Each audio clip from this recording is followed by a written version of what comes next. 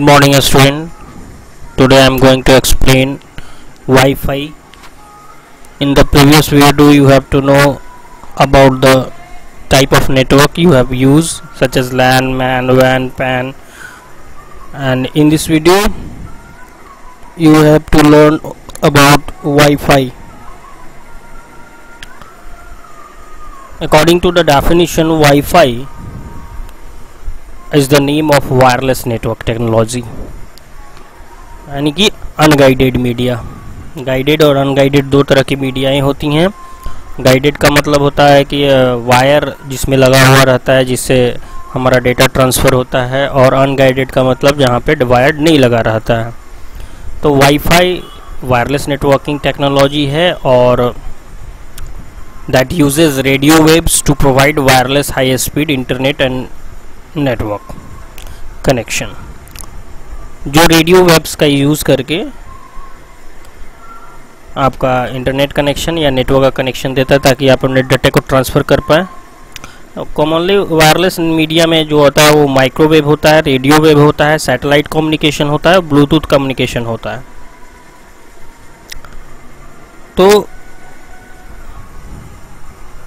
Wifi का जो full form होता है वो होता है वायरलेस फिडेलिटी।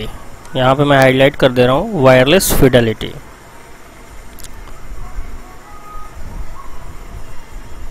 तो wifi stands for wireless fidelity and it is a wireless networking technology that uses radio waves to provide you a high speed internet and network connections.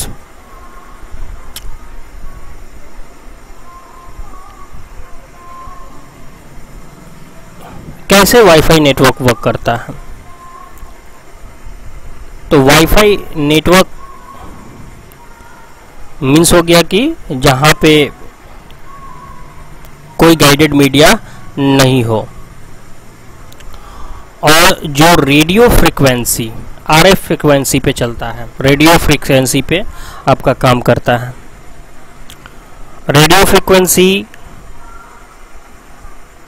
एक wireless media है जिसके through wireless connection establish होता है। तो मैंने पहले बताया कि माइक्रोवेव, रेडियो वेव, सैटेलाइट और ब्लूटूथ ये जो कम्युनिकेशन कॉमनली यूज़ किए जाते हैं वायरलेस कनेक्शन के लिए, और इसका स्पेसिफिक फ्रिक्वेंसी रेंज होता है विद इन 2.4 गीगाहर्ट्ज़ या और 5.5 गीगाहर्ट्ज़ तक, जहाँ पे ये कम्युनिकेशन कर पाता है इतना गीगाहर्ट्ज़ फ्रिक्वेंसी पे। तो इससे क्लियर हो गया कि वाईफाई क्या कहलाता है। और वायरलेस नेटवर्किंग का जहाँ तक सवाल है, वायरलेस कम्युनिकेशन का जहाँ तक बात आती है कि वायरलेस कम्युनिकेशन क्या है, तो मैं पहले भी बताया था कि a word wireless is a dictionary defined having no wires, जिसका कोई वायर्स नहीं हो। और इस नेटवर्किंग टर्मिनोलॉजी में कोई फिजिकल कनेक्शन दो नोड के बीच में नहीं होता है, between the sender and receiver. Sender और रिसीवर के बीच में कोई फिजिकल कनेक्शन नहीं होता है। रेडियो वेव्स और माइक्रोवेव्स इसको मेंटेन कराते हैं ताकि आप क्या कर पाएँ, कम्युनिकेशन मेंटेन कर पाएँ, कम्युनिकेशन हो पाए, डेटा का ट्रांसफरिंग हो पाए। और इसमें बहुत सारे इक्विपमेंट हैं जो कि मदद करता है, जैसे NIC यानी कि नेटवर्क इंटरफेस कार्ड, राउटर मतलब कि जो रूट को डिफाइन करता है कि कैसे हमारा डेटा और इन्फॉर्मेशन एक जगह से दूसरे जगह पर जाएगा। गेटवे, ये सारी चीज़ें जो होती हैं ये वायरलेस कम्युनिकेशन में हमारी क्या करती हैं, मदद करती हैं। अब इसके बाद नेक्स्ट टॉपिक है जो टर्म हमारे आपके बुक में दिया हुआ है कि क्लाउड कंप्यूटिंग क्या होता है। तो अब हम लोग इसके बारे में समझेंगे कि क्लाउड कंप्यूटिंग कहते किसको हैं। तो क्लाउड कंप्यूटिंग का मतलब होता है the practice of using a network of remote server hosted on the internet to store, manage and process data rather a local server और ए पर्सनल कंप्यूटर। जैसे कि डेफिनेशन यहाँ पे दिया हुआ है, मैंने लिख दिया, आप लोग नोट करेंगे कि क्लाउड कंप्यूटिंग का मतलब जनरल सिंपल मीनिंग ये समझिए कि आपका जो भी डेटा और इन्फॉर्मेशन है वो आप कहीं होस्ट कंप्यूटर पे यानी कहीं दूसरे जगह आप किसी दूसरे कंप्यूटर पे किसी दूसरे मशीन पे आप उसको रख रहे हैं या स्टोर करके रख रहे हैं ताकि कहीं से भी आप उस डेटा को एक्सेस कर पाएँ। क्लाउड कंप्यूटिंग का ब्रॉड मीनिंग निकलता है। हमारे जितने अमेजन हैं, ये क्लाउड फ्लिपकार्ट है, ये सब क्लाउड कंप्यूटिंग के एग्जांपल है। यही क्लाउड कंप्यूटिंग पे अपने डेटा होस्ट कंप्यूटर पे रखा जाता है। आप अपना भी कोई भी डेटा और पार्टिकुलर इंफॉर्मेशन को आप दूसरे क्लाउड पे रख सकते हैं। या क्लाउड का मीनिंग बादलों से लिया जाता है, क्योंकि एक इंटरनेट को बादल के थ्रू ही दिखाया जाता है पिक्टोरियल फॉर्म में। तो यहाँ क्लाउड के इंटरनेट पे आप एक हार्ड ड्राइव की तरह इंफॉर्मेशन, जैसे हम लोग हार्ड ड्राइव में परमानेंटली इंफॉर्मेशन को सेव करके रखते हैं, तो वहाँ पे भी हम अपने डेटा और इंफॉर्मेशन को रख सकते हैं। और इसका विशेषता और कैरेक्टरिस्टिक्स इतना है कि आप इसके थ्रू कहीं से भी डेटा को एक्सेस कर सकते हैं।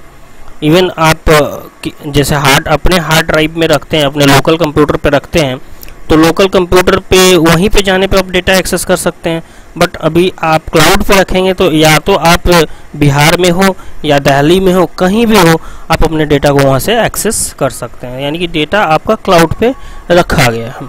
दो तरीका का ब्रॉडली 2 टाइप्स ऑफ क्लाउड्स को कैटेगराइज, पब्लिक क्लाउड और प्राइवेट क्लाउड। तो पब्लिक क्लाउड का मतलब है कि कॉमन क्लाउड सर्विस आपका वो प्रोवाइड करता है अपने सब्सक्राइबर्स को और सर्वर स्टोरेज को, ताकि आप डायरेक्टली अपना डेटा वहाँ पे रख सकें। और ये जो होता है ये फ्री रहता है, इसमें आपको चार्जेस अप्लाई नहीं होता है। तो इन a public cloud you share the same hardware, storage and network devices within other organization that use same cloud called cloud tenants। और आप अपने सेम हार्डवेयर, स्टोरेज और नेटवर्क डिवाइसेस अदर ऑर्गेनाइजेशंस को भी शेयर कर सकते हैं।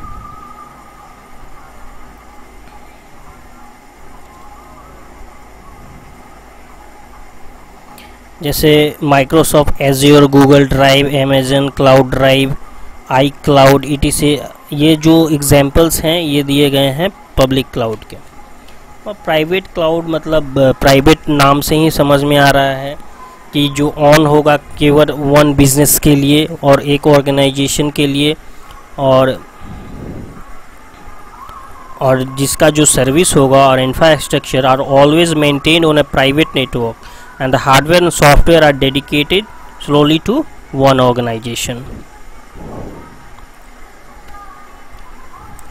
और प्राइवेट क्लाउड का ज़्यादातर use government agency, financial institution और अदर लार्ज ऑर्गेनाइजेशन जो बिजनेस क्रिटिकल ऑपरेशंस करते हैं वो प्राइवेट क्लाउड कंप्यूटिंग का यूज़ करते हैं, ताकि उनका डाटा लीक ना हो और सिक्योरिटी ज़्यादा मेंटेन्ड हो। तो फाइनेंशियल इंस्टीट्यूशन का मतलब यहाँ पे क्या हो गया, जैसे बैंकिंग सर्विसेज हो गया। गवर्नमेंट एजेंसीज़ का मतलब जैसे मिलिट्री की साइट हो गई, एयरफोर्स की साइट हो गई, नेवी की साइट हो गई। तो ये सब प्राइवेट क्लाउड्स को यूज़ करते हैं ताकि इसमें दूसरा कोई इंटरफेरेंस न कर पाए, ये खुद ही उसको मेंटेन कर पाएंगे। दूसरा कोई भी इसके डाटा और इन्फॉर्मेशन को ना शेयर कर पाएगा और ना ही देख पाएगा। तो ये हो गया प्राइवेट क्लाउड के एग्जाम्पल। नेक्स्ट हमारा जो टॉपिक है वो है मल्टीमीडिया। तो मल्टीमीडिया क्या है ये हम लोग अभी देख लेंगे कि मल्टी और मीडिया दो चीज़ों से मल्टीमीडिया वर्ड बना हुआ है। तो मल्टी मतलब बहुत सारा और मीडिया का मतलब audio, video, graphics, icon, images, ये सब सारी चीज़ें। तो मल्टीमीडिया में सारे चीज़ें सपोर्टेबल होती हैं, चाहे वो ऑडियो हो, चाहे वीडियो हो, चाहे एनिमेशन हो, चाहे ग्राफिक्स हो, और विजुअल रिप्रेजेंटेशन होता है। किसी भी चीज़ को विजुअली दिखाने के लिए मल्टीमीडिया का अगर इस्तेमाल करते हैं तो वो बहुत ही ज़्यादा इंटरैक्टिव मैनर होता है किसी चीज़ को दिखाना। अगर कुछ हम लिख देते हैं सिंपली थ्योरेटिकल रूप से तो कोई उसको देखना पसंद नहीं करता ज़्यादातर, लेकिन उसको अगर हम ऑडियो, वीडियो, एनिमेशन, ग्राफिक्स दे करके अगर बताएं तो काफ़ी उसमें वो अट्रैक्टिव हो जाता है और सभी उसको देखना पसंद करते हैं। तो एक मल्टीमीडिया फाइल क्या है? Multimedia can be any computer file that place be audio and videos, audio only और video only. Some example of popular multimedia files are MP3, जैसे आप लोग चलाते हैं, MP4 file, video, AVI video, WMV files, ये सारा। तो multimedia program या मल्टीमीडिया एप्लीकेशन या multimedia software that capable of playing और रिकॉर्डिंग ऑडियो वीडियो और प्लेइंग और recording video files. For example, in our earlier example of multimedia thesis that play audio and famous speeches is considered the multimedia software। multimedia software मतलब जहाँ पे audio video सारा कुछ available होता है वो मल्टीमीडिया सॉफ्टवेयर का एग्जाम्पल होता है। और मल्टीमीडिया हमारा कंप्यूटर भी है जहाँ पे ऑडियो वीडियो सारा कुछ सपोर्टेबल है, आइकन, ग्राफिक्स सब कुछ सपोर्टेबल है, एनिमेशन वगैरह सब कुछ आता है। तो ये सारा चीज़ हमारा मल्टीमीडिया कहलाता है। सिंपली हम कह सकते हैं कि मल्टीमीडिया क्या है भाई? तो multimedia refer to the combination of many types of media in a one application, और the primary characteristic of a multimedia system is more than one kind of media to deliver content and functionality. मतलब बहुत सारे multimedia, एक multimedia software हो या multimedia file हो तो उसमें बहुत सारे टेक्स्ट भी होगा, ग्राफिक्स, इमेजेस होंगे, ऑडियो भी होगा, वीडियो भी होगा, एनिमेशन भी होगा। तो जिसमें इन सारे चीज़ों का कॉम्बिनेशन यूज़ किया जाता है, हम कह सकते हैं कि वो मल्टीमीडिया है। तो मल्टीमीडिया वीडियो भी आपके कुछ एक्सटेंशन हैं जैसे कि MPEG, AVI, WMV, जैसा अभी मैंने बताया था। एनिमेशन क्या भी है? 2D dimension animation, 3D dimension animation. Multimedia आपके सॉफ्टवेयर भी हैं, MP3, MP4, ये सारा जो प्लेयर्स होते हैं वो मल्टीमीडिया। फोटोग्राफिक के लिए, डिजिटल फोटोग्राफिक के लिए फोटोशॉप वगैरह है, तो ये भी हमारा ग्राफिक्स इमेजेस होता है। तो इससे मल्टीमीडिया हमारा डिजिटल फोटोग्राफिक को भी कह सकते हैं हम लोग। टेक्स्ट तो केवल सिंपली कि मतलब इंफॉर्मेशन को वर्ड में एक्सप्रेस करने का, लेकिन मल्टीमीडिया में text, audio, graphics, images, video, animation सब कुछ यूज़ होगा। तो ये मल्टीमीडिया है। अब एक सिंपल भी हमारे बुक में दिया हुआ है कि सोशल नेटवर्किंग क्या है। तो सोशल नेटवर्किंग आप लोग सभी जानते हैं कि सोशल नेटवर्किंग का मतलब कम्युनिकेशन बनाना हमारा, स्पेशली दूसरे पर्सन्स के साथ या फिर किसी मतलब अपना दोस्त बनाना। तो social networking is a grouping of individual into a specific group like a small rural communicative neighbourhood sub division. और सोशल नेटवर्किंग साइट के एग्जाम्पल आप सभी जानते हैं कि जैसे सबसे ज़्यादा फेमस साइट हमारे पास फेसबुक है, लेकिन इसके अलावा भी बहुत सारे सोशल नेटवर्किंग साइट है जैसे इंस्टाग्राम है, लिंक्डइन इंडिया है, माई स्पेस है, ट्विटर है, यूट्यूब है, वर्डप्रेस है, ब्लॉगर है, टाइपेड है, लाइव जर्नल है, सेकेंड लाइफ है, DLC ICOs.us है, डिग है, रेडिट है, लुलू है and many others social networking sites हैं। तो social networking site is a website that provide a medium for people to share and activities their family, friend and colleagues to share their interest in a particular topic। Google plus भी आया हुआ था लेकिन Facebook ने उसको दबा दिया, तो गूगल प्लस उतना फेमस नहीं हुआ जितना कि फेसबुक हुआ। तो सोशल नेटवर्किंग साइट के एग्जाम्पल भी आपको बता दिया गया।